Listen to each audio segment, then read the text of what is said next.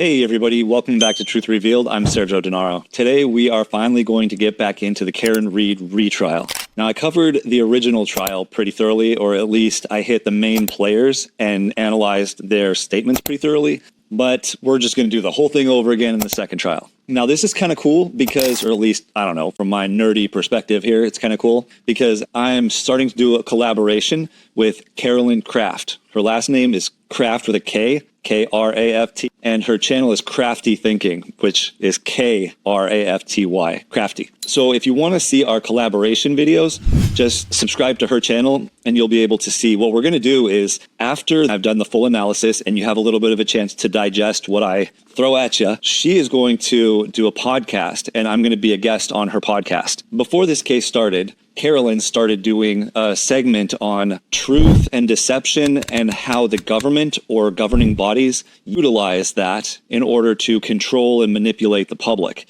which is a very interesting topic. She's looking at it from a more philosophical, psychological standpoint. What I do in my channel here is more like a tool to figure out if somebody's being deceptive. The other thing that's interesting is that I get a lot of comments from people that say deception detection isn't real. Well, that's a particularly important topic to me because to date, deception detection has been treated like a pseudoscience, and rightfully so, because too many, in fact, I've literally never seen anyone doing deception detection who knows legitimately how to do it, because there's a lot more to it than reading a book, learning some indicators, and then going and seeing if you can find people that are portraying those indicators. But there's a lot more to it, and that's what this channel is about. I'm trying to educate the public in a way that no one has ever taken the time to do before, that the science has been done. It does exist on how people lie, because deception creates stress, and stress is measurable. And so the logical foundation of this is that you can determine if somebody's being deceptive. With that being said, there's one very crucial part of this that all the people that I see on Instagram and TikTok that are doing deception detection, the part that I don't see them doing, and which is the reason why they get a lot of their analysis wrong, is simple baselining. Baselining is not that complicated, but you can't do deception detection if you haven't baselined a person. I get a lot of questions about, what if somebody says this? What if they do that? Is it possible that they meant something different when you were analyzing their verbiage? Or people will say, I've said that before, and I wasn't lying when I said it. Those are great questions, and that reminds me that Carolyn, when I'm a guest on her podcast, she is going to be looking at the comments from my channel. So if you have any of those questions in this video, put them in there and put them at Crafty Thinking. That way, she'll be able to see all of those questions, and those questions are going to be used during her podcast. We are specifically going to answer those questions.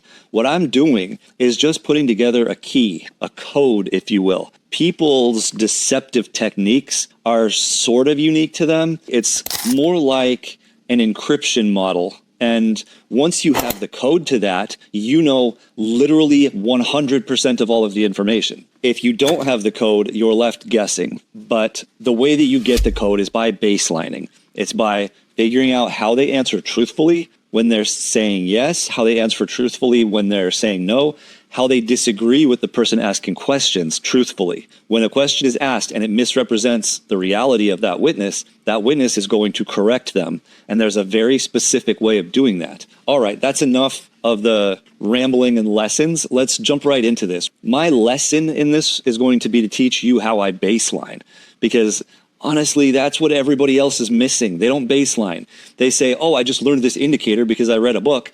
Let me show you where somebody does this. Like somebody talks with their hands. That means that they're remembering something. They saw something to the left and their hand points to the left. Well, that's somebody who has never actually been taught the right way to connect all of the dots in deception detection. That can mean that, but it can mean the exact opposite of that. For example, if you're fabricating and the stress of fabricating is causing you to start moving your body, you might begin to over-exaggerate the motions of your hand, especially if you're trying to move things If you're saying this car was in this location, I saw it here, you might move your hand as you're really actually in your brain moving that car. So just because you're moving your hands doesn't mean you're pulling from memory. It could be looking at the part that's fabricating. So the way that you know that is by baselining somebody. Some people will only move their hands if they're telling the truth. Other people will only move their hands if they're lying.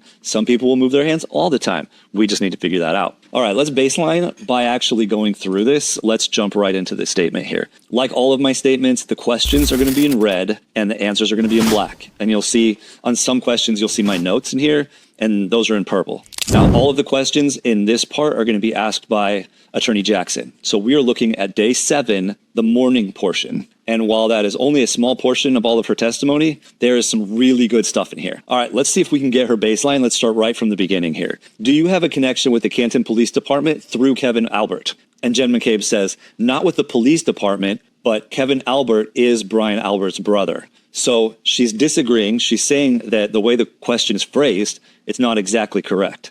So the answer to the question comes right in the beginning of the response, which is typical. Most people do that. Not with the police department. That's direct, straightforward. She tells you right up front. But Kevin Albert is Brian Albert's brother. Now, there's an insinuation there that Kevin Albert works at the police department, and that's her direct connection. And the insinuation here is that she knows Brian Albert, which is Kevin Albert's brother, because they're brothers. There's interaction there. She's saying she doesn't have a direct link to the police department, but through that family, technically she's linked to the police department. That's the insinuation, and it's a direct answer.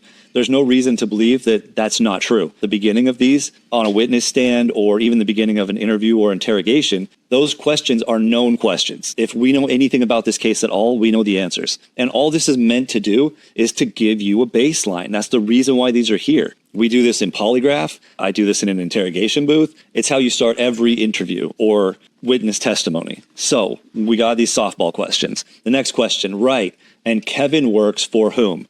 So Attorney Jackson is trying to say that Jen McCabe has a direct connection to the Canton Police Department through the Albert family. And she wasn't necessarily disagreeing with that in the first question. Right, Kevin works for whom? The Canton Police. That's direct. She gives just the answer, no extra information. And she didn't give any extra information in the first one either. The third question, you were contacted by another law enforcement agency that was not the Massachusetts State Police and not Canton Police at one point in April of 2023. Do you remember that? And she says, yes. No extra information. Now, some people do give extra information, and that's fine if they do. Some people will restate the question. So, yes, I remember that. That's perfectly fine. If they do that all the time, that's their baseline. Some people will actually add in a little bit of extra information after they reiterate the question. People with ADHD have a tendency to give a lot more information afterwards. That's fine. That, to me, is something that I can see in the baseline. If they always do that, that's not an indicator of deception. If you've given just yes or no answers for your entire intro baseline section, and then you start to give these lengthy answers, yes, that is an indicator of deception. It means you're trying to avoid answering the question. So let's keep baselining. On that same day, you were contacted by them. They also went into your home and actually interviewed you, correct? And she says, yes, it was brief. Okay, that deviates from her baseline. We are still in the intro here. This is an easy question that everybody knows the answer to, but she adds in an extra piece of information. And she says, it was brief. That's not necessarily deceptive, but the fact that she told you that it was brief means she wants you to know that it was brief. And if she wants you to know that, it means that later she's going to utilize the fact that it's brief and the fact that you already know that to be able to squeeze out having to give you some information. She'll be able to reference back to this and say, oh, I don't know if we talked about that specifically. The encounter was very brief. We want to watch for that. I'm not saying that's what's going to happen in this interview. I'm saying when somebody adds in extra information like this, there's a reason for it. Nobody ever adds in or says something out loud that they're not thinking. It's not physically possible to say something that you're not thinking. So the fact that this is in here is relevant to us. Okay, and you understood that they were not involved with Canton Police Department either, correct? So he is asking this question in multiple ways, which is setting her up. She knows he's trying to set her up for something, and she still just says correct. She could have said yes, but he actually says correct in the end. Often when somebody uses a very specific word, instead of saying yes, you're going to repeat the word that they said. That's normal. That's still a direct answer to the question. We're good. At this point, we've got a good baseline. She's answered, I think, 7, 8 questions now, and it's been very consistent. Then he says, during the course of that interview, those officers informed you very specifically, Mrs. McCabe, that it is a crime to lie to them even during an interview, correct? The fact that he's mentioning it like this means that he's about to confront her with something that could be seen as a lie. The stress is going to be high at this point, and she says yes. So again, she answers the question immediately in the beginning, which is exactly how most people will answer a question. Those law enforcement officers informed you that they were investigating certain circumstances attendant to John O'Keefe's death, correct? Okay, well, this is common knowledge still. I mean, he's throwing around words like John O'Keefe's death, but this is still just a common knowledge question. But now we start to deviate here. So she says they were very vague on what they were. Then she cuts herself off. I don't know what they were investigating. Okay, this is problematic because we don't get an answer in the beginning of the question, which is a tactic. If they say anything that is not a direct answer to the question, it's a tactic. And we've seen in the first 9, 10 questions here, she's always answered the question directly. So why does she start with this? They were very vague on what they were, and then she stops and cuts herself off. That happens when somebody begins a sentence and there's not a problem with the first few words. But the point that they're trying to get to is problematic, and they don't want to give away too much. They don't want to phrase something wrong that's going to make them look guilty. So people will usually start talking, and about a second or 2 seconds is about all you need in order to come up with a lie, usually. Depends on how complex it is. But in this instance here, she got to the middle of the sentence and hadn't decided yet how she wanted to finish it. And that's what we see when she cuts herself off. That's our first indicator that we're seeing, and we want to see what pans out here. How does this indicator play with the information that we get? And then she says, I don't know what they were investigating. Let's see. This is one of those words that I don't know how she's using it yet. When we get a answer that doesn't fit the baseline, we need to do a couple of things. Number one, we need to be sure that we understand what the question being asked is, and then we want to understand what exactly is their answer to the question. The question was, they were investigating certain circumstances attendant to John O'Keefe's death. The investigators were investigating, right? Is basically what he's saying. And she says, they were very vague on what they were, cuts herself off, and then she starts over again and says, I don't know what they were investigating. Okay, that's a very problematic statement because we already know definitively that she does know that. And so use of the word I don't know, I'm going to go ahead and consider that as an indicator of deception at this point, simply because I know that it's deceptive and its use here. Those law enforcement officers informed you that they were investigating certain circumstances attendant to John O'Keefe's death, correct? They were very vague on what they were. Understood. I don't know what they were investigating. Miss McCabe, you were aware of the subject matter of their interview, right? You weren't interviewing about a car you bought last year, correct? And she says, correct. Okay, we're doing all this indicator stuff, and then she just admits, yeah, I was lying. Now we know that when she was doing this stuff, that there was something in her mind. She was actually processing information that she wanted to conceal. And then when the question was rephrased, she determined that she could just answer the question and is not going to reveal any of the information that she wants to conceal. Anytime somebody doesn't answer the question, it's deception. Even if they ask you to repeat the question, just literally any tactic to not have to answer the question is deception, because a truthful person has nothing to hide. They are simply going to tell you the truth. Keep in mind, Jen McCabe is a witness. She's not the defendant here, which means she should be an open book here. After you said, I'm not Jennifer McCabe, you walked into the house, they then called you on the phone. She says, yes, correct. Okay. Now she added the correct in there, which is not exactly like her baseline, which tells me that she's probably sensitive about that call, but she's not trying to withhold anything. The fact that she double states, yes, correct, that just tells me that she's sensitive about it. At that point, they identified themselves as being law enforcement agents, correct? And he means when they called. And she says, when they called me, yes. This helps me fill in the gaps here. She says yes at the end, that's deceptive. So there's deception here. And then she says, when they called me. That probably is technically true. I'm sure they identified themselves when they called her. But because we know that she knew who they were when they approached her, because of putting the answer at the end of the sentence before, this matches that. Exactly the same structure when we're talking about the same type of question. So hopefully you're starting to see that pattern now. And she says, when they called me, yes, only meaning that they identified themselves when they called her. But this still references directly back because of the structure. This is deceptive, which means she already knew who they were. They identified themselves as being law enforcement agents, correct? When they called me, yes. And they told you at that time that they were not with Canton Police. You knew at least they were not with Canton Police Department. They were not troopers with Massachusetts State Police, correct? Yes. You knew at least they were not with Canton Police Department. They were not troopers with Massachusetts State Police, correct? And she says yes. So we're back to the basics here. Back to baseline. We're good to go. Okay. You told them that you would be willing to submit to an interview, but you needed about 10 minutes to get ready, correct? Yes. Perfect. Let's keep going. You ultimately did allow them into your home, and you did sit down for a formal interview with them, correct? Yes. Brief, but yes. Wow. Are you seeing the patterns here? All I do is basic pattern recognition. So yes, that technically happened. Brief. Now she immediately mentions brief the same way she did before. Remember in that question when he talked about they interviewed you and she said, yes, it was brief. And then she says, but yes, yes, but yes. And so the yes at the end means she's concealing information that's making her uncomfortable about that interview.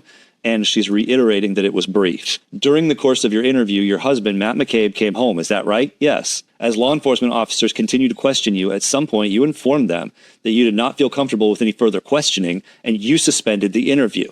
Correct? Yes. That's right in line with her baseline. However, now we're getting a little bit of information. She is the one who suspended the interview.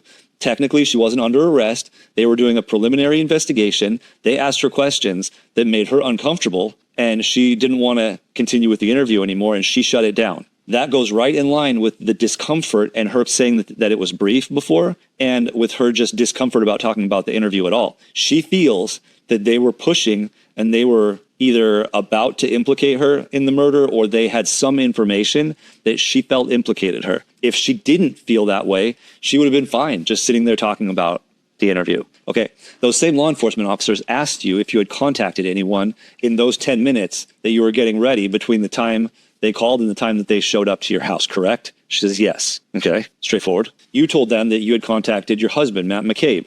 Yes. Good, let's move on. And you told them that you had called Carrie Roberts before they interviewed you, correct? I'm expecting a yes. She says, I'm not 100% sure, but if you have it, it seems like something I would do, but if you have it, could you show me? I'm not 100% sure is in line with I don't know. Although here we see a difference. I don't know is more direct. If she seems to use I don't know, if it's plausible that she wouldn't know. If it seems highly implausible that she wouldn't know, she uses I'm not 100% sure. But if you have it, meaning she already knows that they've pulled the phone records. And so she doesn't want to lie in court in front of the jury, in front of everybody right now, but she's not going to admit to it unless they have evidence. So that's literally what she tells you. But if you have it, and then she cuts herself off, and then she cuts herself off again.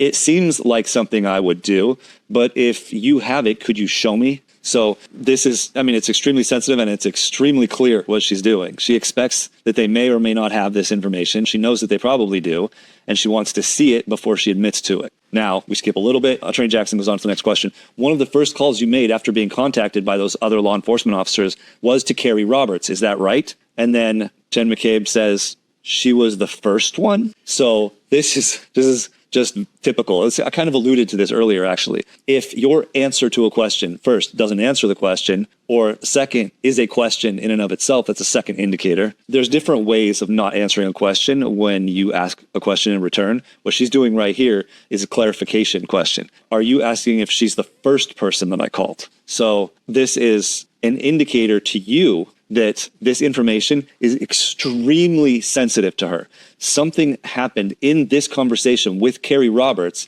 that is incriminating to her in her mind. In reality, is it incriminating? I don't know, but she feels that it's incriminating. You wanted to let Miss Roberts know that you had been contacted by certain officers from a different agency, correct? Well, she called her, so this is just a yes question. Anything other than yes is going to be highly suspect. And she says, I was curious if she, as I was curious to, as if they had already been to her because. So at this point, you can, even just the way I was reading that, it should make you feel stress when she's giving this jumble of words and she keeps cutting herself off. I was curious So she's trying to explain her actions as if she was somehow just calling her out of curiosity. That seemed like something that she could say that would make sense until she said it. I was curious if she and then she cuts herself off, but can't think of anything else to say.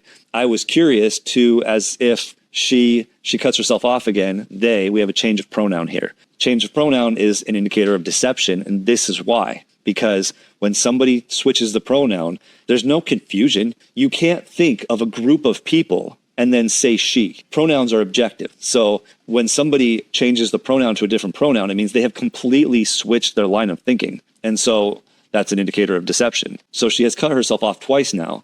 They had already been to her because. So she doesn't actually give an answer to the question here. But we have a lot of indicators of deception to find out if, in fact, they had contacted her before you, yes or no. And she says yes. Okay. He forced her back into her baseline, but she does answer the question. And you also wanted to find out what she told them. So now he has added, did you call them to find out if those police had talked to her? Did you call them to find out what they told you, what they told her? If she had been contacted by them, correct? That was your motive in calling her. And Jen McCabe says no. This is interesting because no is not necessarily difficult to lie by saying just no. It's a lot harder to lie when yes is the lie. No followed by no explanation at all is often deceptive, but we have to look at the context here. The use of the term motive is legal jargon, and I'm curious to see if using legal jargon against Jen McCabe causes her to completely shut down. This just answering no and then shutting down is an indicator of concealing information. It's hard to tell here if the no is technically a lie. So we have to keep going. So you just wanted to find out, had you been contacted? But if she had said yes, you weren't going to say, and what the hell did they say? What did they ask you? Okay. Jen McCabe says, well, just the word well means this is about to go off the rails because all she had to do is say no. And now she just can't repeat that same answer again. So she says, well, I can't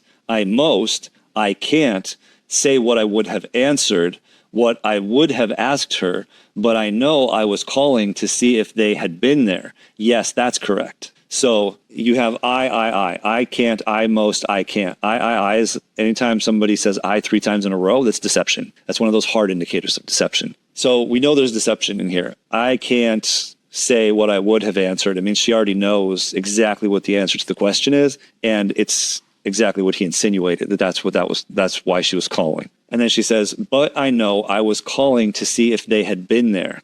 So that is also true, and that's a question she already asked in the past. She's asking herself a question that hadn't been asked to her. So we get this indicator of deception, and then we get another indicator by the fact that she's re-asking herself a different question, not what Attorney Jackson asked her. And then she answers her own question, and she says, yes, that's correct.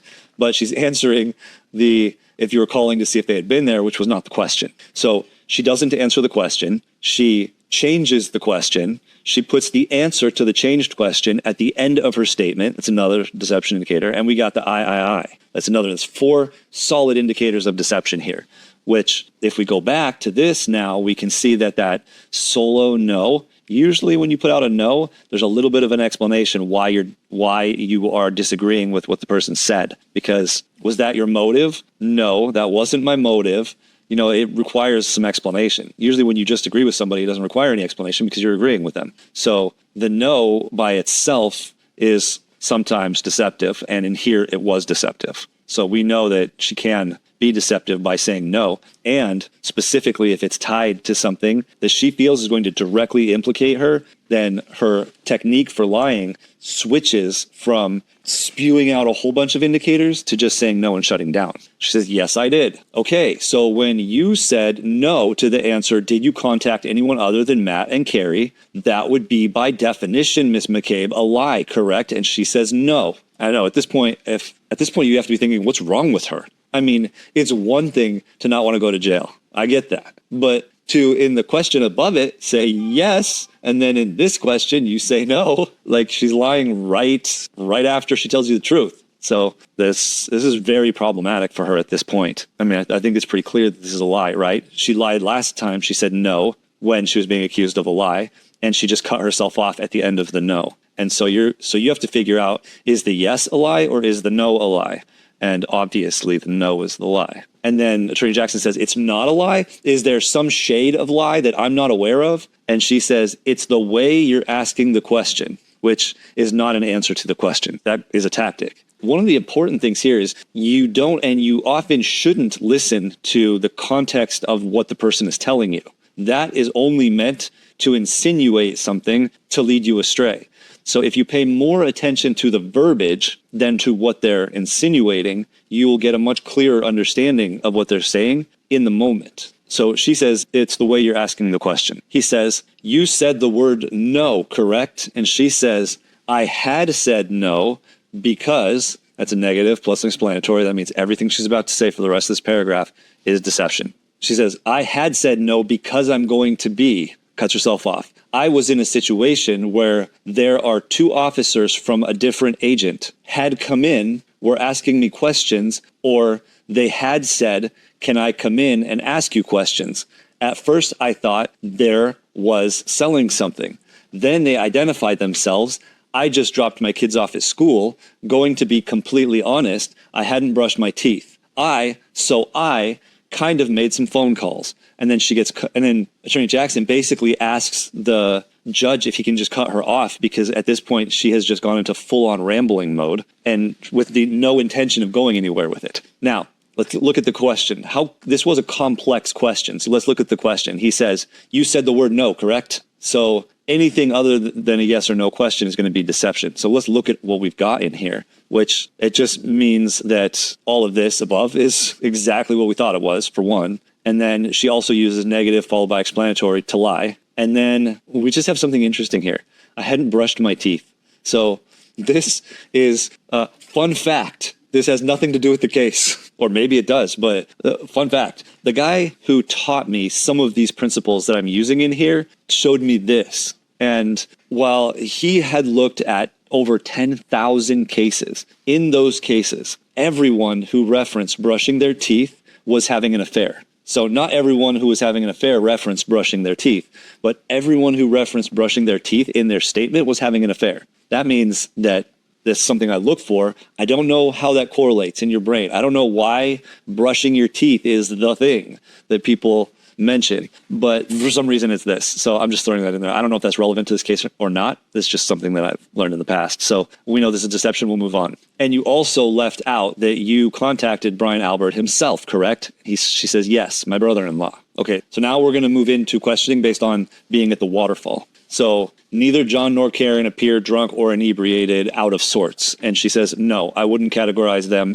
as drunk or inebriated. That's actually interesting. That's direct and straightforward. That's an honest answer. She starts with the answer. She says no. And she gives a little bit more information because it's a big point of contention on whether or not they were drunk. And I would think that she would lie about this and say, yes, I was expecting to see deception indicators in here, but I don't get any. She just says, no, I wouldn't categorize them as drunk or inebriated, which is one of the few bits of good information that we get here. Did you ever see Brian Higgins and Brian Albert get physical with one another that night? Okay, that's a yes or no question. And she says, I did not that night. I did not see that. So we got a bunch of stuff here. Did not is uncontracted, and she does use contractions. So this is an indicator of deception. She says, I did not, and then she follows it up with that night, meaning she's directly telling you that she has seen them fight before, but she's lying about seeing them fight that night. That's the uncontraction there. Then she says, I did not see that.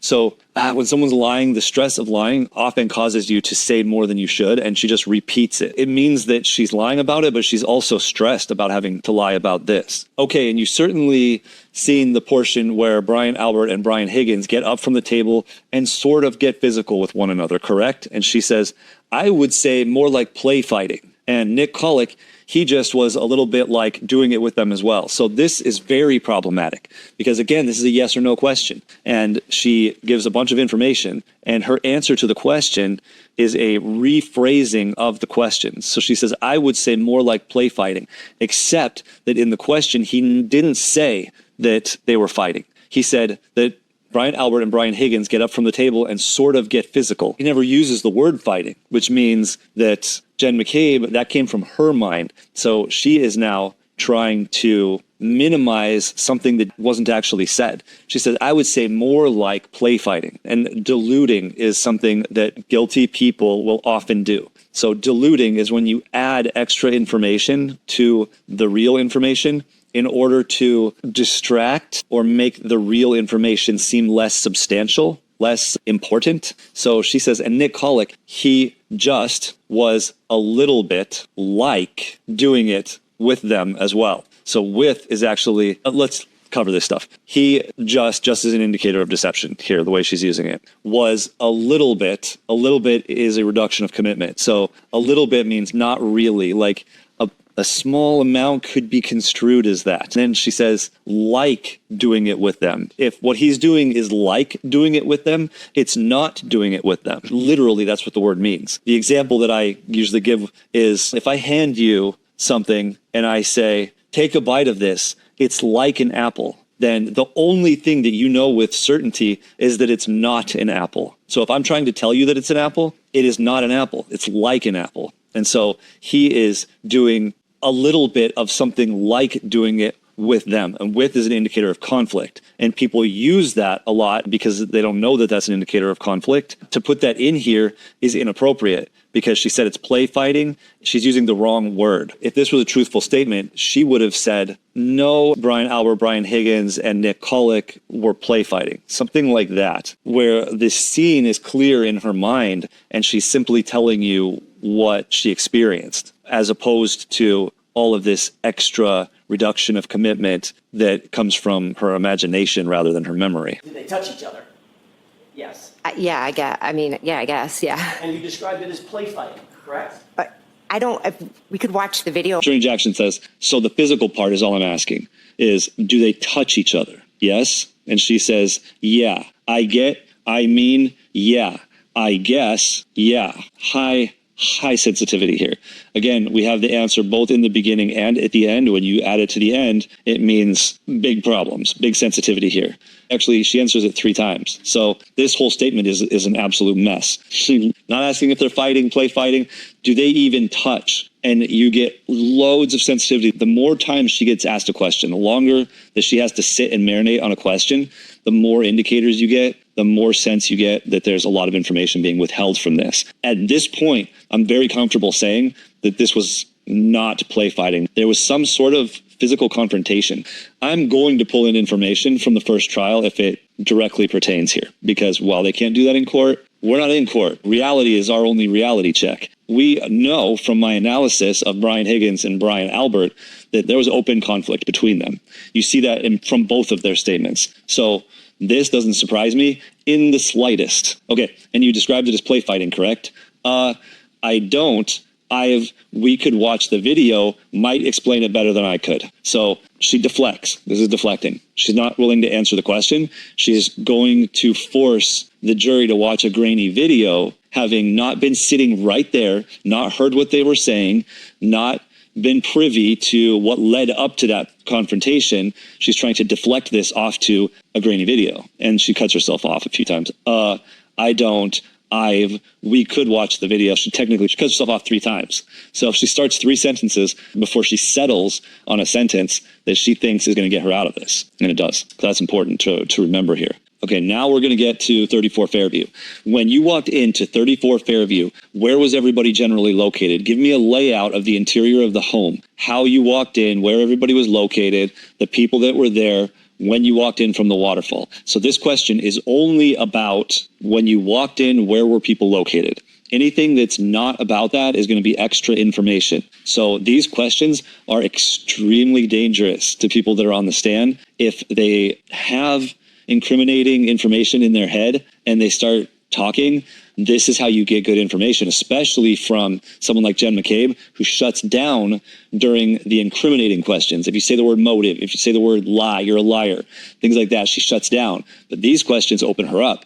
And so she says, so I walked in through the front door. She starts it with an explanatory statement, which means she's going to give you information in here that's going to require a whole lot of explanation. She's expecting that what she's saying should get pushback. Now, blah, blah, blah. It goes through so-and-so was standing at the kitchen table. All these people were here. And Brian Albert and Brian Higgins were. It is like a room off of the kitchen, like a TV room.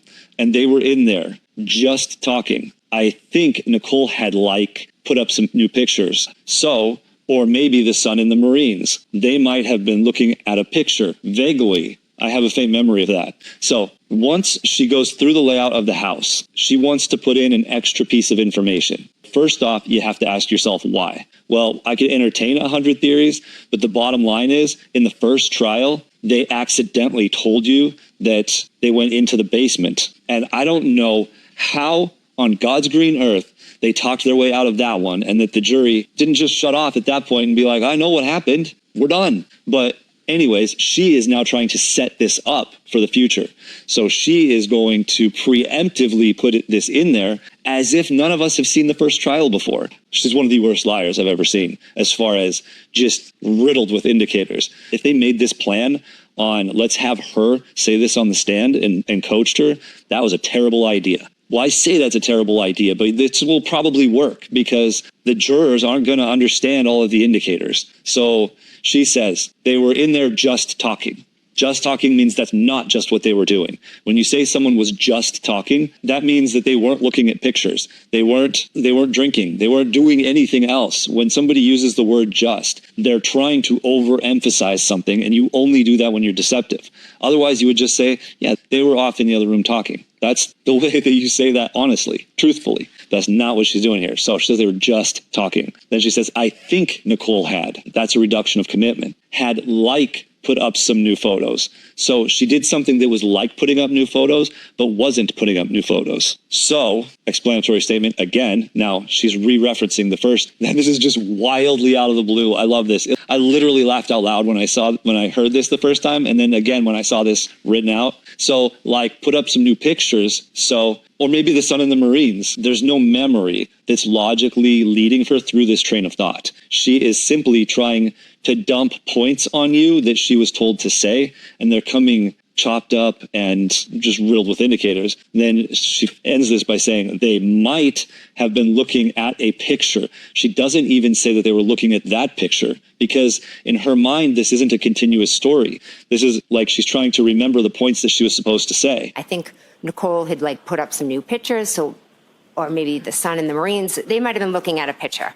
Vaguely have a faint memory of that. And then she says they might have been looking at a picture, and then she says vaguely. And then she says, I have a faint memory of that, which vaguely a faint memory means that she's trying to lie. She's doing her best at lying. I'll give her an A for effort here. She is trying. This is a 100% misrepresentation of reality. She's trying to set this stage for other people here. At this point, if I was new to this trial, I would be done looking at this. I know. As an interrogator, I would go right back into the booth at this point, knowing with 100% certainty what happened because of this right here. She's lying about this. She's trying to add in a memory that wasn't there, which is incriminating. It means, especially knowing from the first trial what this means, it means she's planting evidence. She's not planting physical evidence. She's planting memory evidence. I don't even know what I'm trying to say, but she's telling you something that doesn't exist, and it's coming across with a bunch of indicators. And Miss McCabe, just staying with doors for a second, is there another door associated with the garage? So I jumped a couple of questions. Now she's looking at the outside of the house. Now, this is her sister's house. Her sister's lived there for, I think they said 40 years, Brian Albert has lived there for 40 years. So Jen McCabe knows this house inside and out. It's her sister's house. She's been there God knows how many thousand times. So she knows the house inside and out. Now, if you were talking about, let's say, my own house or a house of a family member that I've been to, once a week for my entire life, if you asked me about their garage door, yeah, I know where their garage door is. So the fact that he's asking her about a garage door, this should be a non-statement, because who cares? The placement of a door is completely irrelevant to everything in this trial, unless it isn't. So let's look at this question. And Miss McCabe, just staying with doors for a second, is there another door associated with the garage? And she says, oh, actually, yeah, there is right there. She's never seen the garage door before. Never. She just now in court realized, without anyone pointing it out to her, that there is a door that goes into the garage. I'm being dramatic, but the reason that you see that level of surprise is because it's obviously feigned surprise at the door being there. So there's only one reason why you will get a feigned surprise to something that is common knowledge from a witness or a subject or whatever. And that's that what you're referencing plays a major part, a major role. It's incriminating. If that door was used in the murder, if you know everything about that door, then that puts you right here close to the murder. But if you know absolutely nothing about that door, then in your mind, it distances you from that murder. And so when she says, oh, actually, yeah, there is right there. That is, she is trying to say that this is the first time she's ever seen that door, that door has no meaning to her to the point where she didn't even know that it existed until just now. That tells me that door was used in the murder. You won't see this type of fake surprise if that door itself wasn't involved in the murder, because she would have just said, and sticking with the door, is there another door associated with the garage? She would have said, yeah, right here, there's a side door where you can walk in. Literally that direct and that emotionless, and it's just literally a meaningless detail unless it has meaning to the murder. So that's important. When you first pulled up, did you notice any vehicles in front of Brian Albert's house? Okay, so now we are going to get in. We're going to spend some time on this. We're going to hit a lot of these questions because this is an important point. And there are deception detection experts out here that are going to argue that she's being honest here. And I highly encourage you to look at those experts and see what they have to say on this after you've seen what I have to say on this, because there shouldn't be a shadow of a doubt in your mind what you're looking at and what you're seeing and what it means when we go through this. So let's go through this. When you first pulled up, did you notice any vehicles in front of Brian Albert's house? She says, yes, I did. Okay, good. She should have said yes. She says, I did, which is a little too much, but it's truthful. And I'm a little curious on why she adds in the extra I did. Again, it's not her baseline, but it's truthful, so we'll continue. What was that vehicle? She says, it was a Jeep. Okay, this is direct. There are questions circulating about whether or not Brian Higgins drove his Jeep that night or if he drove his truck. She says it was a Jeep. That's pretty direct. Now, this is where if you rehearse something like this enough, you'll be able to say it. And you have to rehearse it correctly. So if you try and improv, you have a point in your mind that you know that you have to say, but you haven't really rehearsed the statement directly. And even if you have rehearsed the exact words, you're probably going to rehearse it with indicators in there when you write it out the first time. But something like this, it was a Jeep, is direct. So at this point, I really don't have any indicator that there was anything other than a Jeep there. So I'm willing to say at this point that it was a Jeep because that's what I'm seeing from her verbiage. I don't think that Brian Higgins drove his truck. I think it was his Jeep. Okay, can you describe the Jeep for us, please? And she says, I really can't. Okay, not everyone can describe cars. And if she would have said no, or even if she would have said, no, I can't, that I would have accepted that. If she would have said, I think it was a dark color or I think it was a light color, but I wouldn't even have known it was a Jeep except that someone told me it was a Jeep. There's a lot of ways that you can say this truthfully, but she says, I really can't. And really is almost always an indicator of deception. All right. What did she say? I really can't. All I can say is that when I pulled down, the Jeep was parked on the street in front of the mailbox and I turned into the driveway. So she pulled into the driveway. The Jeep was parked on the street in front of the mailbox. So she cuts herself off there, which is an indicator of deception. I don't like that. I don't like that she's recalling a memory of pulling in, which should be something like, as I was pulling in, the Jeep was parked in front of the mailbox. It should have been something very direct and simple like that. So the Jeep was parked on the street in front of the mailbox, and I turned into the driveway. Okay. Now, when she says all I can say is, that is literally referencing that she's not allowed to say anything else. This combination of deception indicators here is very much leading one particular direction. She says, I really can't. All I can say, if she had rehearsed this with somebody who gave her the story, told her this is what you have to say, then this is the language that you would see. I really can't. All I can say is, so all she's allowed to say is, and then she gives you the rehearsed part, that when I pulled down, that's even the wrong verbiage. When I pulled in is what she should have said. She was pulling into the driveway. She says, when I pulled down, the Jeep was parked on the street in front of the mailbox, and I turned into the driveway. Okay, this tells me that this is a rehearsed statement. We got the I really can't, all I can say. So this is rehearsed, and it comes across choppy because she didn't actually memorize what she was going to say. She just rehearsed that she was going to say that the Jeep was in the street in front of the mailbox. And so you get that very choppy. And the beginning, the intro into this is what leads me to believe that this is rehearsed, not just rehearsed, but she didn't make up the story. It was told to her. All right, let's see what else she has to say here. Okay, did the Jeep have any special features on it that you remember, that you describe? And she says, not that I can recall. Okay, this is a deception tag for Jen McCabe based on previous testimony and things that she says in here. So not that I can recall is typical way that most people lie when they can't remember things on the stand, because you hear that that's what you're supposed to say. So we'll jump past this and then we'll come back to this because I want to hit on this later. Okay. And then Attorney Jackson says, a big giant snowplow on the front. And then she says, instead of continuing with an honest thought, which would be, no, I didn't notice that. But she says, again, which is an unnecessary word here, it was dark. So now she's starting to blame other things, and no one said that she needs to blame anything. So he's just asking for information here. It was dark. I didn't really pay much detail. She doesn't say attention. She says, I didn't really pay much detail to it beyond. I just asked, whose Jeep is that? So this is very disjointed, which is very typical for Jen McCabe when she's lying. She's thinking like 5 different things in her head, and she's trying to say one sentence, and you get little pieces of each of the 5 sentences that are going on in her head. So she's thinking, how am I going to phrase this? How am I going to say this? I didn't see any details.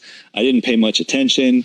She says, I didn't pay much detail. And if you're thinking, oh, I know really nervous people who mix their words like that. I do too, but they do that all the time. And they don't give yes or no answers to yes or no questions for an hour, and then all of a sudden start answering yes or no questions by transposing words. That's something that happens when you get really nervous and you're trying to think of a bunch of different ways you could answer this. So I didn't really pay much detail to it beyond. Beyond what? Didn't pay much attention. I didn't see much detail to it beyond. Then she cuts herself off. So we got just again, asked, whose Jeep is that? So her answer to this question of big giant snowplow on the front, she says, I asked, whose Jeep is that? So we don't even get an answer to the question. This whole thing is deception. Why is she so deceptive about this? Because she knows there's a plow on the front. Why is that important? Let's see if we can figure that out. And did you learn whose Jeep that was? And she says, I did, yes. Why is that backwards? Because if she does know whose Jeep it is, how is that deceptive? Because she already knew whose Jeep it was. She knew good and well that Brian Higgins was driving the Jeep. So she's pretending like she asked whose Jeep was that, and she got an answer, and that's how she knew, but it's not how she knew. That's why you see this backwards. Whose Jeep was it? She says it was Brian Higgins' Jeep. And you said that it was parked in front of the mailbox. Is that right? And she says yes. This only means that she said that. This is why you got to focus on how you ask questions. He says, and you said that it was parked in front of the mailbox. He doesn't ask her, so it was parked in front of the mailbox. He says, so you said that. And she says, yes, that is what I said. Was there any other car on that curb line other than the Jeep when you pulled in? She says, not that I remember. Okay. Why won't she answer that? Why does she not say yes or no there? And that's just a question that we have to ask ourselves. Why is she trying to make this a jumble? Not that I remember. Is it possible that she doesn't remember? She hasn't said not that I remember before. So this could be her truthful way of saying that she doesn't remember. Or it could be that his Jeep wasn't parked on the curb. So there was, because the question says, was there any other car on that curb line other than the Jeep? And so she says, not that I remember. So it would have been very easy to say no, unless that's deception. And for her, she only uses a solo no if she's being accused of having a motive or of a lie, something that is directly legal terms that implicate her in a crime. So she says, not that I remember. This is problematic. We're going to have to come back to this. At some point, did you observe Miss Reed's vehicle pull up to the house? She says, I was told there was a vehicle outside, so I went and looked. The problem here is that she doesn't answer the question. So, and also that this is passive voice, because she says, I was told there was a vehicle outside. So this is the verb happening to her. I was told. And then we have the explanatory. So there's deception through concealment here. Like, what is she concealing? She didn't answer the question, so it's deception 100%. Why is she concealing information here about, at some point, did you observe Miss Reed's vehicle pull up to the house? So did she observe it pull up? or did she not see it until after she went and looked outside?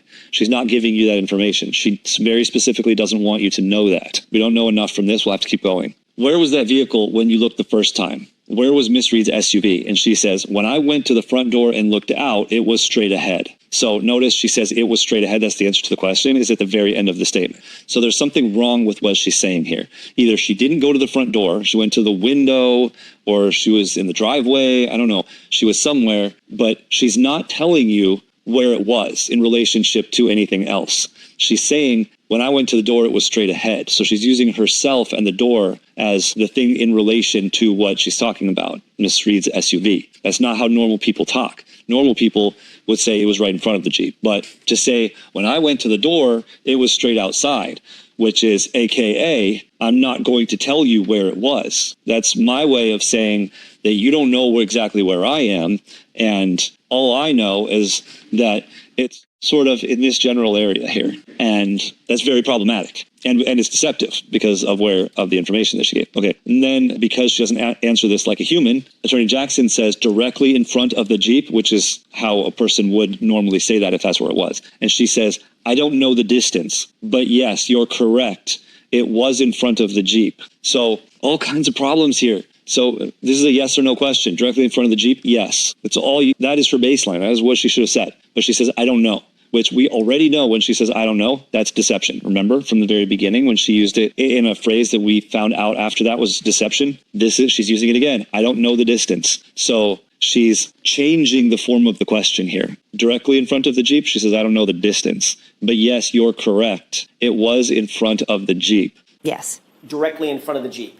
I don't know the distance, but yes, you're correct. It was in front of the Jeep. So the Jeep could have been parked in the driveway. Remember that question you got to ask yourself, is it possible that what they're saying is true technically, but what they're insinuating is wrong? She says it was in front of the Jeep. If the Jeep was parked in the driveway, then technically that would have been in front of the Jeep because you're moving down that side of the street. So there's all kinds of ways to interpret this, but the only thing that I know with certainty is that she doesn't answer the question right away. I don't know the distance, which is not what was asked for. She uses the phrase, I don't know. So there's something wrong with this. And again, we don't know exactly what it is yet. All right. So that would take up much of the room of the curb area in front of 34 Fairview between the Jeep, assuming there's a snowplow and a full-size SUV, correct? It's a house. If you park two full-size trucks or SUVs in front of a house, it's going to take up the front of the house. This is nothing more than a yes or no question. And she says, I'm not really sure of the whole area, but there was the Jeep. And then there was the car. I just don't know the distance between them. Okay, this is hugely problematic now. So she's not answering the question. She uses the word really, I'm not really sure of the whole area. So wildly problematic. This is actually nonsense based on the question. But there was the Jeep. The Jeep was in existence. She doesn't even say the Jeep was parked where it was. She can't say that the whole house was taken up, the front of the house, because it wasn't. Otherwise, she would say it was. And the only way for there to be the Jeep and Miss Reed's SUV, the Jeep has to be in the driveway, or it's parked actually before the driveway on the street, which would be in front of someone else's house. That I can't tell from here, but both of those instances would have Miss Reed's SUV in front of the Jeep with some unknown distance. That's what we've got so far here. You gave a description of the vehicles that were out in front of 34 Fairview in your January 29th, 2022 interview with Trooper Proctor, correct?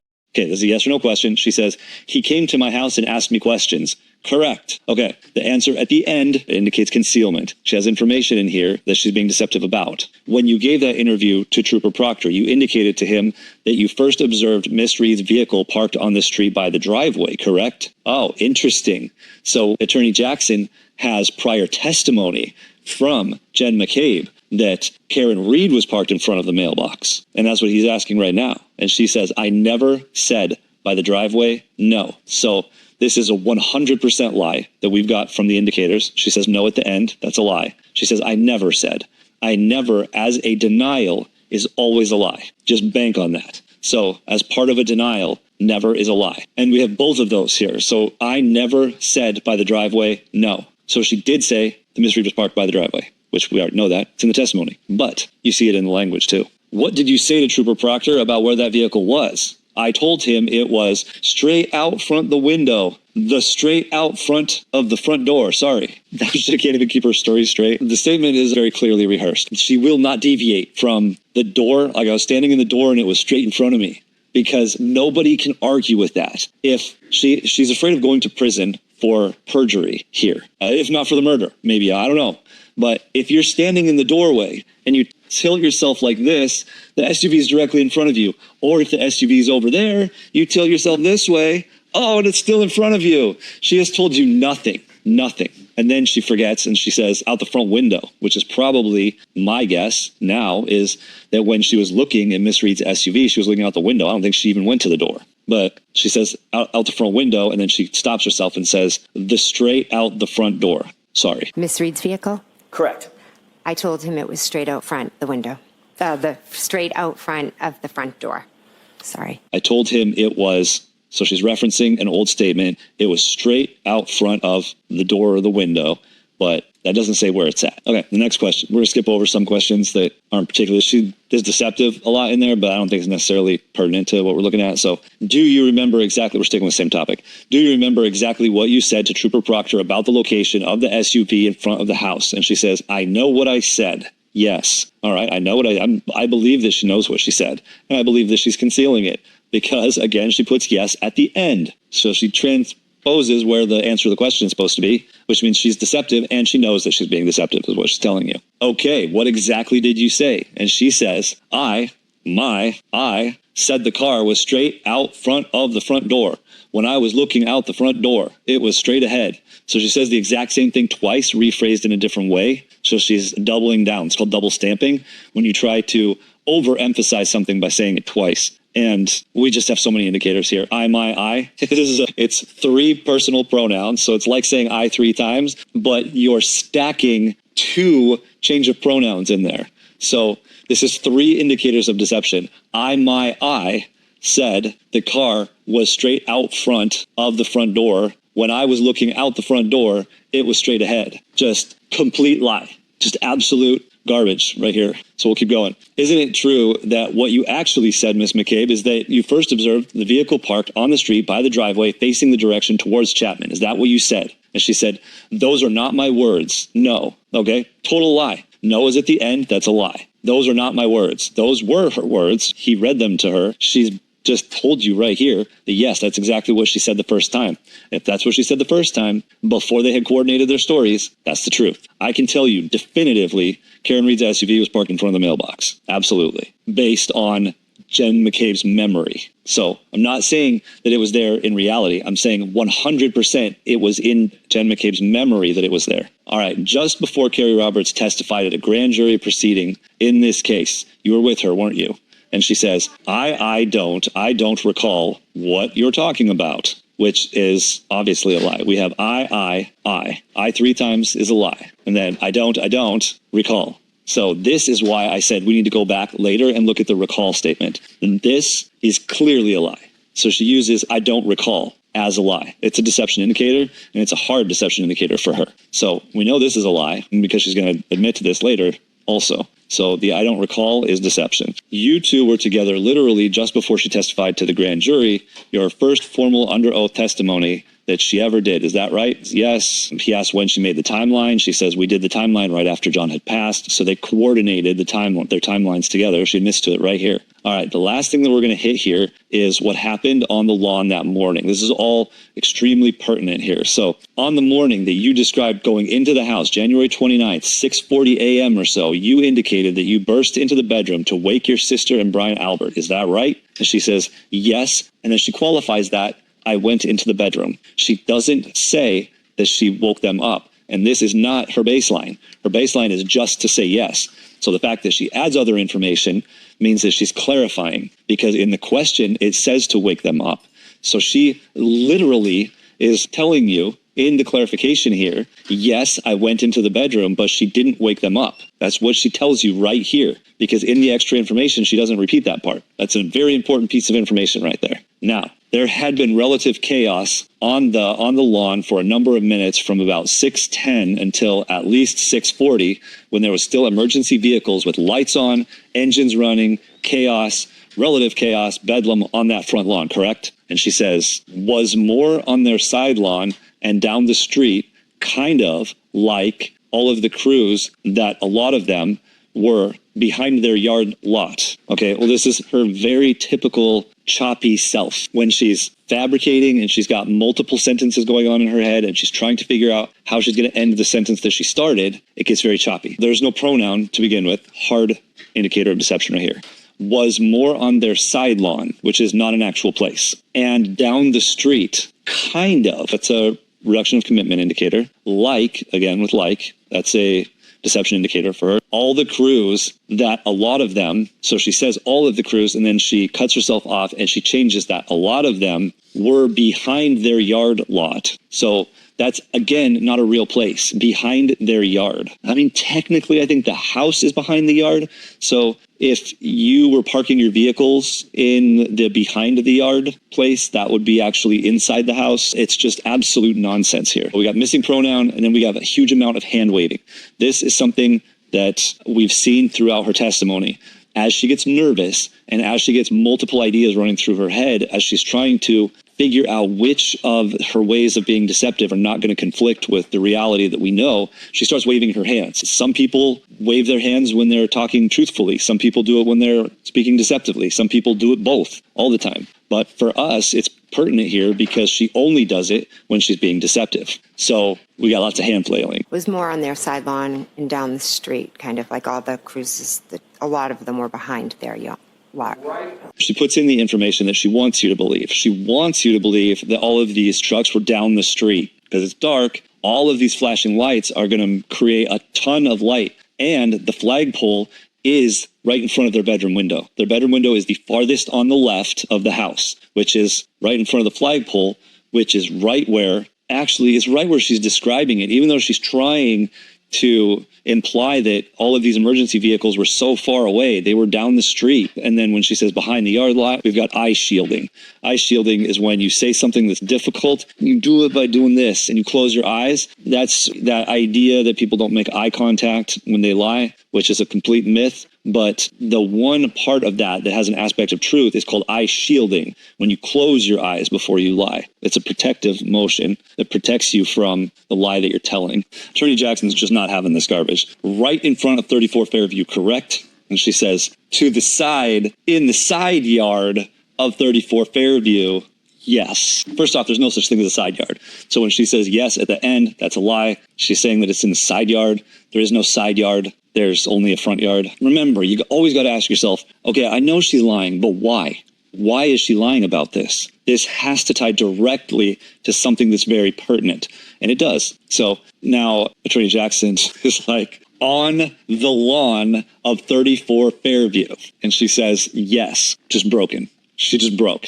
There's no other way. And she says yes. Now, the thing that's hard to do in real time is once you get a confession, that's what this is. Once you get a confession, you have to go back and look at the lies. So that's what I do when I'm doing this analysis is I look through here, I get the confession, I go back, I look at the indicators that she was using before, and then I begin to marry those up to look for the patterns. So you said my client was screaming from the top of her lungs. Is that right? And she says, yes, she was. Okay. Back to her baseline. Yes. She answers in the beginning, she was. So she still has a baseline. We still know when she's telling the truth. And then this is something we got to talk about here. So Attorney Jackson says, and Carrie Roberts screaming back at her.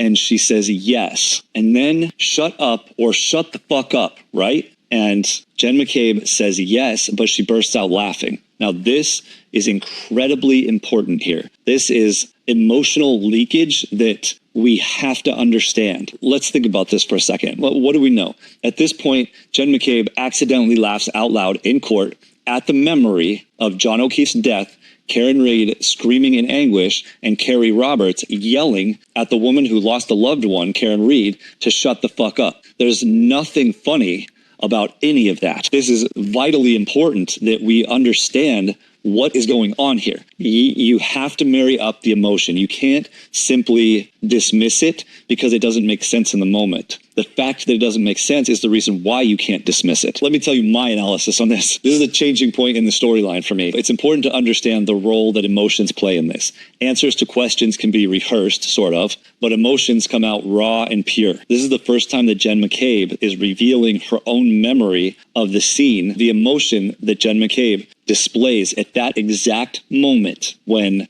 everything comes to a head. We're talking about death, anguish, pain. Karen Reed has lost control. And I understand that I'm a particularly empathetic person, but I refuse to believe that the average person can't feel empathy. Like, is someone going to tell me that every person, every neurotypical person walking around on the street is a psychopath? I just don't believe that. So when there's someone who you care about, which Jen McCabe says that she cared about John O'Keefe, and she has only known that he's dead. This is what she's saying, that she has only known of his death for approximately, at this point, 10 minutes. They just pulled up on the scene. So she just found out that he's dead. She's with who she claims to be her friend, and her friend is in anguish, in pain, screaming. And her other friend, Carrie Roberts, screams at her friend to shut the fuck up. And then she laughs. She bursts out laughing at that. That is exactly the reaction of a bully in high school who's torturing and tormenting somebody. That look on her face, it tells you everything. It tells you literally the whole story, all in one micro expression there. It's brutal. It's chilling to see that look on her face, because I know exactly what it means. It means that they're all setting her up, just like bullies in a high school. They're setting her up and taking pleasure in her pain. I mean, it's dark, but I don't know what else really to say about that. If you see it and you know, then you know.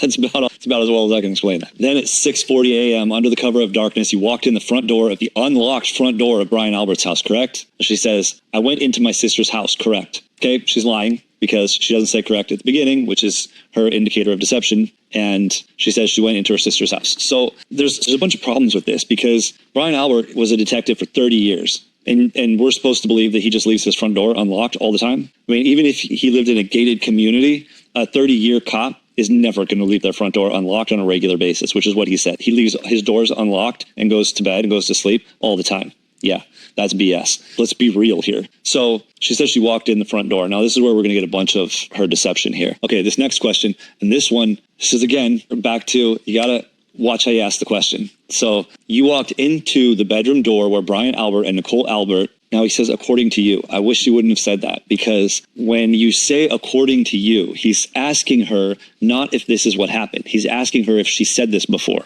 And she has insinuated this before. Even if she lied about it before, like there was a bunch of indicators surrounding it, she has still tried to get that message across.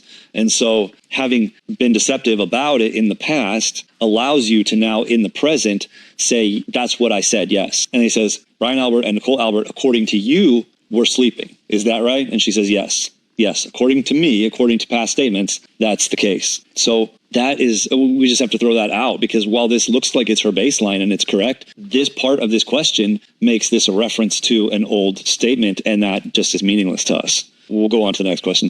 You've previously indicated that when you went through the door, it was chaotic because you were so amped up from the events. Is that right? And she says, I don't know if I would use those words. So she doesn't answer the question. So this is deceptive. She doesn't answer the question. Would you say that you were loud or quiet? And she says, I think I was. I think, as I explained earlier, I was like where everything was going on around me. And I was kind of like in just a state of shock. And I remember thinking, I don't want to startle them, but I have to wake them up, because obviously when I wake them up, they're going to be panicked and think something terrible happened. This is funny. I laughed at this, and I'm still laughing about this, because she talks for too long and forgets where she started and forgets what the question was, and she gets lost. So as the 1,000,003 indicators in here, which we've already covered, so we're not going to talk about those individually, but I want to hit the end of this, where she gets so completely lost in her lie that she says, well, I didn't yell when I went in there, obviously, because I didn't want them to be panicked and think that something bad or something terrible happened. So she was so lost in fabricating that she forgot reality. And the death of John O'Keefe, I think that qualifies as a terrible thing that happened. Why didn't you want to startle them? Something terrible had happened. Yeah,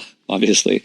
And she says, I didn't want to give them a heart attack when I woke them up. So she's just trying to follow her same old train of thought, which doesn't make any more sense now than it did before. See, when I wake them up, they're going to be panicked and think something terrible happened. Well, why didn't you want to startle them? Something terrible had happened.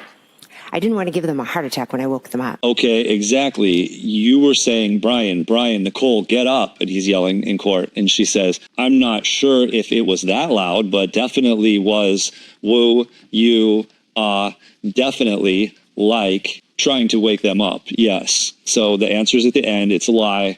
We got 100 indicators. She cuts herself off and starts over. I definitely was, you. So 1, 2, 3, 4, definitely like trying to wake them up. So whatever she was doing was like trying to wake them up, but they were already awake. So she wasn't actually trying to wake them up, is what she tells you here. And we already know this because has anyone in the history of time ever been able to sleep through emergency vehicle lights that are flashing through your window, along with diesel engines running, Karen Reed screaming at the top of her lungs, and Carrie Roberts screaming back at her? All of this happening on your front lawn, approximately 20 feet from your window, and you sleep through this? You sleep through this? Your wife sleeps through this? Your dog sleeps through this?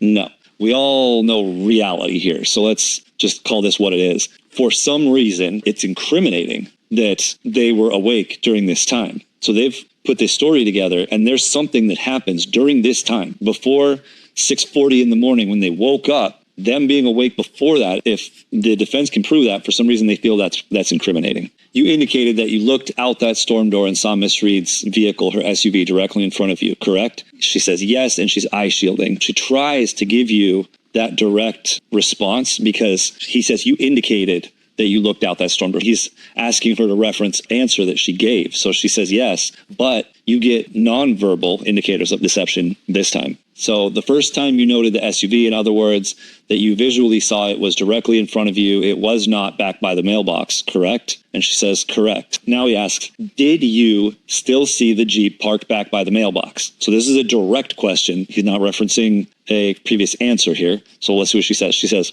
I looked out the window. I saw the car. I really didn't pay attention to details of other cars. I just looked and saw her car. All kinds of problems here. So Karen Reed's vehicle wasn't mentioned in the question, which means we have a whole bunch more indicators than you see just right in front of you. She doesn't answer the question. She actually changes the question and then tries to answer her own question. So I looked out the window, which she said before that it was the door. And then there was that time when she slipped up and said the window and then changed it to the door. Now she just directly says, I looked out the window. I saw the car. I really didn't pay attention to details of other cars. So she's saying that she looked out. She was deadlocked on the SUV, couldn't see anything. She had no peripheral vision. She couldn't see anything else. And I just looked and saw her car. Okay, 100 indicators of deception in here. She's just not ever going to give you the location of the vehicles that are outside, parked in front of the house. When you looked out the door, did you see any other vehicles at that time other than that Jeep, other than that SUV? And she says, I believe I saw lights. She doesn't answer the question, which is deceptive. So she saw another vehicle, and she's not willing to give you any information on that. Now, this answer is broken up into 3 sections because her hand flailing gets out of control here. She starts flailing her arms around, and she smashes the microphone twice while she's talking. So she says, I believe I saw lights, and she hits the microphone. Then she says, lights, like over here somewhere.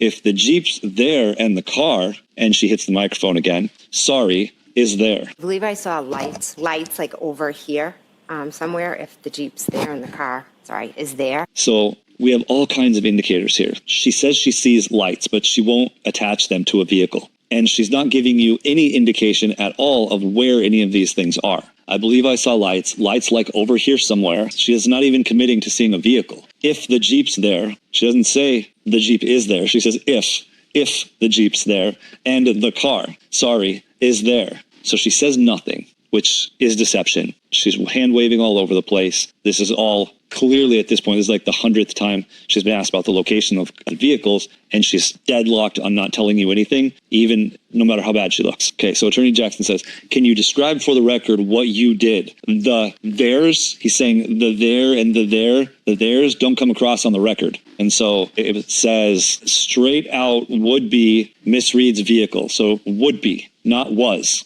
Would be, it would be there if it was there.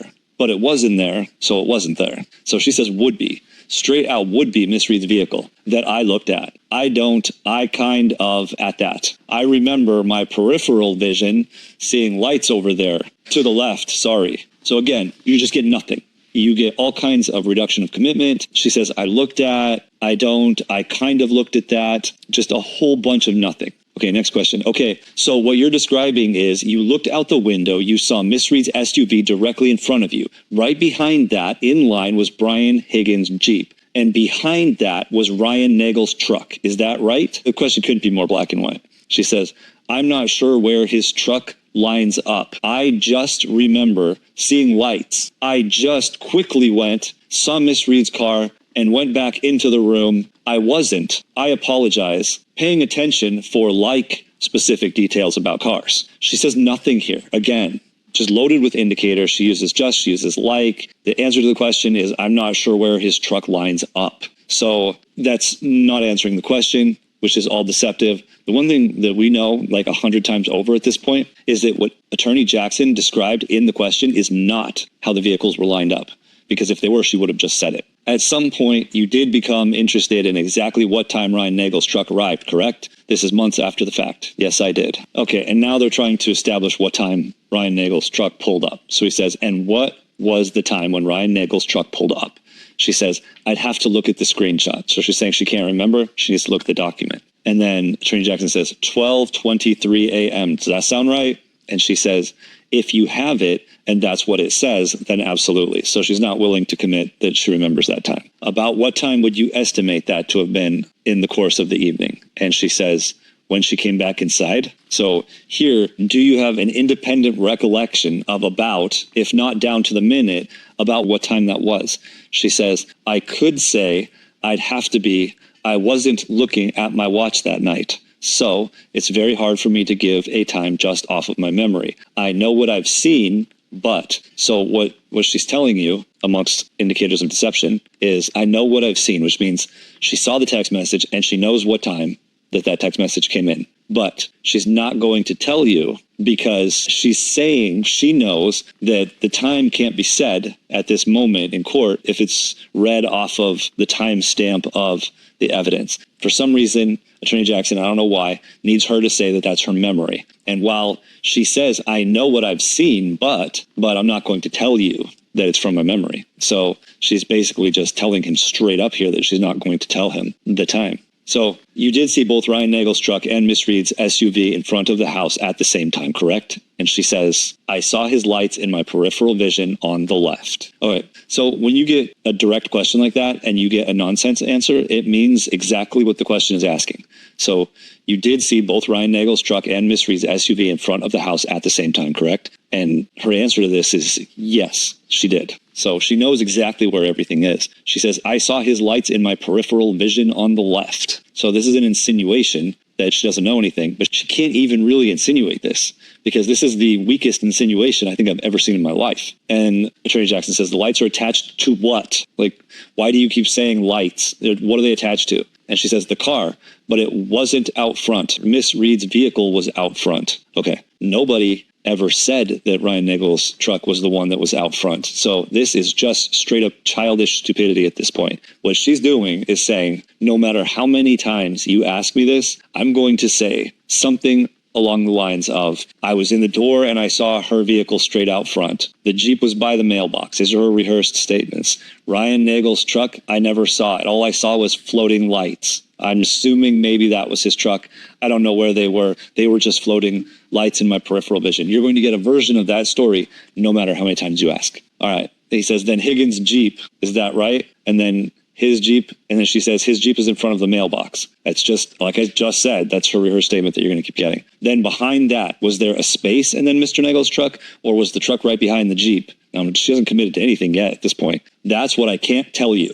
I just remember seeing lights. I didn't look over and pay much attention to it. I was just quickly looking at the Miss Reed's car. And then I went back and sat down. So again, no matter how many times we get this question, we're going to get these same nonsensical, childish responses. Do you recall testifying at a prior hearing that it was your perception was Miss Reed's car, or SUV, then the Jeep, a space, then Mr. Nagel's truck, from right to left? And she says, I remember Mr. Nagel's truck over to the left in my peripheral vision. I can't give you the exact location. Again, same stupid deception. But there's no question in your mind, as you sit here, that Brian Higgins' Jeep was between Brian Nagel's truck and Miss Reed's SUV. You remember that very clear, correct? And she says, I know that Miss Reed's vehicle was here and that there were lights in my peripheral vision over here. I wasn't, I just was looking quickly. All right, so we're not getting new information here. We're just getting the same lie over and over again. I just want it to be clear to you why you're getting the same lie over and over again. Assuming that the lights are attached to something, this truck was already established.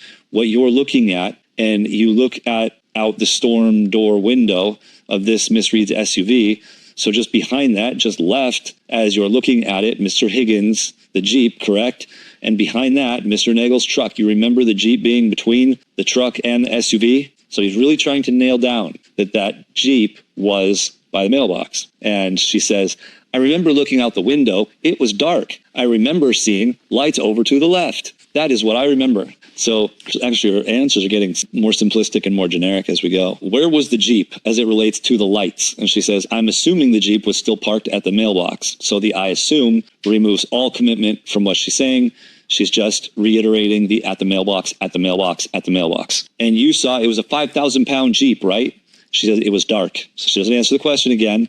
It was dark. I wasn't studying outside. It was a quick thing I did. I looked, I saw it, I went back to the table. Okay, and I'm asking for what the saw it part was. Let's just slow down to the saw it part. There was a truck, and you saw Higgins' Jeep. Then you saw Miss Reed's SUV, correct? I saw a Miss Reed SUV parked straight out front, and in my peripheral vision, I saw lights that, yes, must have been attached to a truck. But I didn't study the lineup of cars. I'm sorry. I saw lights that, yes, must have been attached to a truck, but I didn't study the lineup of cars. I'm sorry. So now at this point, she's saying, I don't know. I don't know what the lineup was. There's still no location on Karen Reed's SUV. We have floating lights, nothing else. This is just all lies. Where was the Jeep? Was it in front of the SUV behind Mr. Nagel's truck, or was it between the two? It's a simple question. And she says, you're asking what I saw when I looked outside. I didn't. And I'm telling you exactly what I saw. It was dark. It was Karen's car there. And in my peripheral vision, I saw lights. And then I went back to the table. So it's the same old nonsense. So that's where this part breaks for lunch. So that's the end of this video. What did we learn? Did we learn anything? What did we see? Deception? Did we see truth? How do we put all this together? All right. So we baselined. So we did get some truthful, not important information in the beginning. We got her baseline. Then we got very clear indicators of what it looks like when she's being deceptive. Some of the highlights here, though, the interview with the trooper that was brief, that she cut short because she got uncomfortable. There was something in that interview that very specifically made her uncomfortable. So something was presented to her that in her mind implicated her. Then we have the whole bit with all of the phone calls. Jen McCabe tried hard to not admit in court that she lied about how many phone calls she made. She told the agents that she made 2 calls. She made 5 calls. And she eventually ended up admitting to it. So we got a bunch of indicators and then she admitted to that. So we did learn that. That should be a perjury charge right there. All right, so now let's go to the waterfall. We know that there was a fight between Brian Higgins and Brian Albert.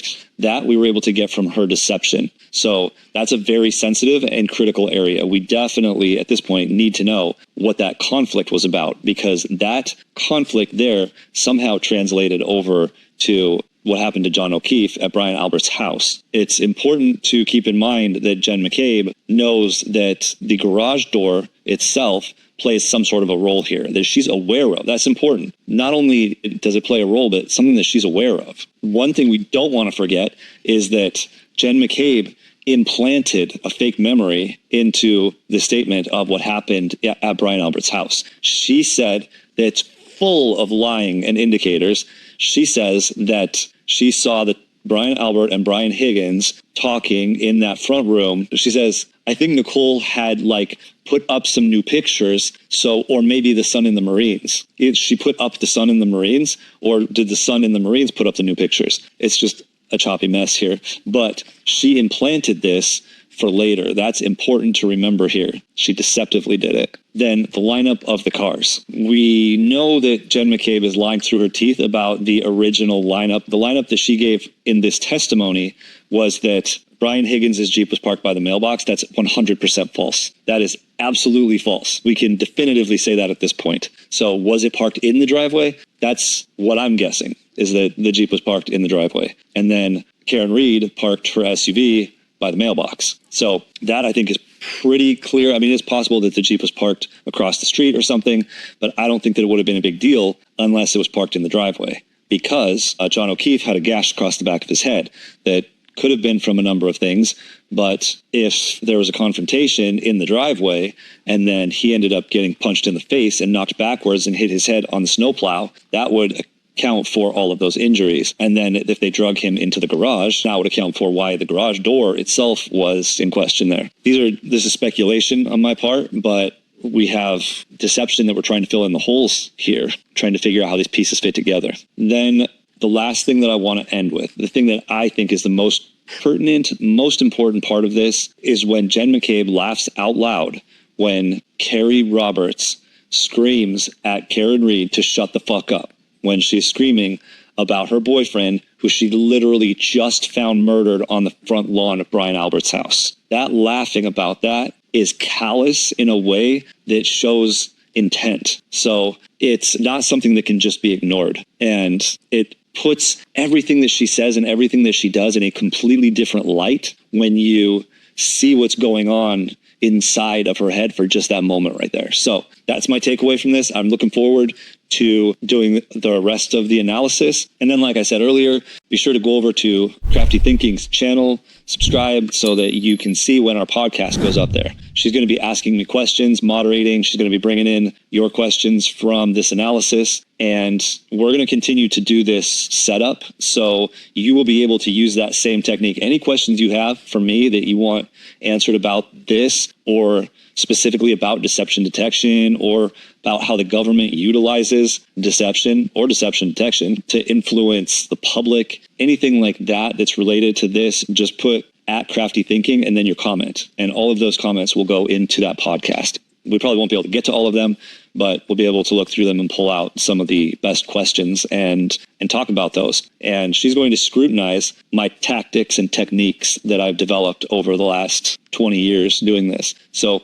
we're going to try to put to rest whether this is pseudoscience or actual science, and if there are actual experts out there or not. So I'm really looking forward to that. And I think that's going to be a very entertaining video to watch. Remember, keep learning this stuff so that you can determine for yourself if this stuff is truthful or not, and don't believe what everyone on the internet is telling you. And with that being said, I will see you in the next video.